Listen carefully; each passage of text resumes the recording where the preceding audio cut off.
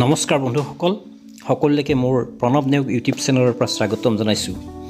ভিডিঅ'টো দেখি আপোনালোকে গম পাইছে অসমৰ জনপ্ৰিয় উদীয়মান অভিনেতা কিশোৰ দাস এক জটিল ৰোগত আক্ৰান্ত হৈ বৰ্তমান গুৱাহাটীৰ হেল্থ চিটি চিকিৎসালয়ত চিকিৎসাধীন হৈ আছে। তেখেতক উন্নত চিকিৎসাৰ বাবে বহু টকাৰ প্ৰয়োজন হ'ব, সেয়ে সকলোৱে আৰ্থিকভাৱে তেখেতক সহায় কৰক। ইতিমধ্যে অসম চৰকাৰে তেখেতক সহায় কৰিছে। অসমৰ হাৰ্টথ্ৰব জুবিন গাৰ্গদেৱেও তেখেতক সহায় কৰিছে আৰু সকলো ওলাই আহক।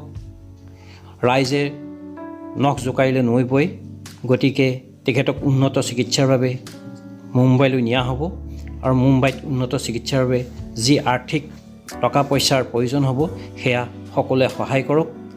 তেখেতৰ বেংক একাউণ্ট নাম্বাৰ ইতিমধ্যে ৰাজহুৱা কৰিছে, তাত আপোনালোকে গুগল পে' বা মানি ট্ৰেন্সফাৰ কৰি সেই একাউণ্টত পইচা জমা দিয়ক।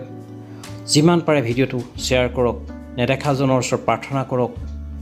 এজন উদীয়মান জনপ্ৰিয় অভিনেতা যাতে সোনকালে সুস্থ হৈ আমাৰ মাজলৈ উভতি আহক, আকৌ উভতি আহক অভিনয় জগতলৈ।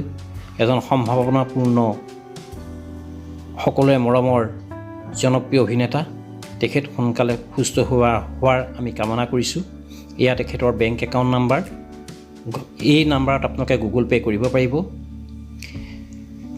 যিমান পাৰে ভিডিঅ'টো শ্বেয়াৰ কৰক, ভগৱানৰ ওচৰত প্ৰাৰ্থনা কৰক আৰু তেখেতৰ বেংক একাউণ্টত সামান্য হ'লেও আৰ্থিকভাৱে আপোনালোকে সহায় কৰক। ভগৱানে তেখেতক আমাৰ মাজলৈ আকৌ সুস্থ কৰি লৈ আহক, তাকে কামনা কৰিছোঁ। খুব সুন্দৰ অভিনেতা,